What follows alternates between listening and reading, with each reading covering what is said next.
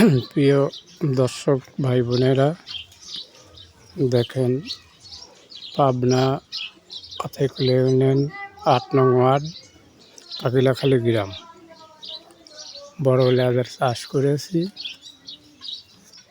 অনেকগুলো ফল ধরেছে। আপনারা যদি বড় এলাচের চাষ করতে চান তাহলে আমার বাড়িতে পর্যাপ্ত পরিমাণ চারা আছে, আপনারা নিয়ে সংগ্রহ করতে পারেন বাড়ির আনাচে কোনাচে। এই দেখেন সবচেয়ে বড় এলাচ।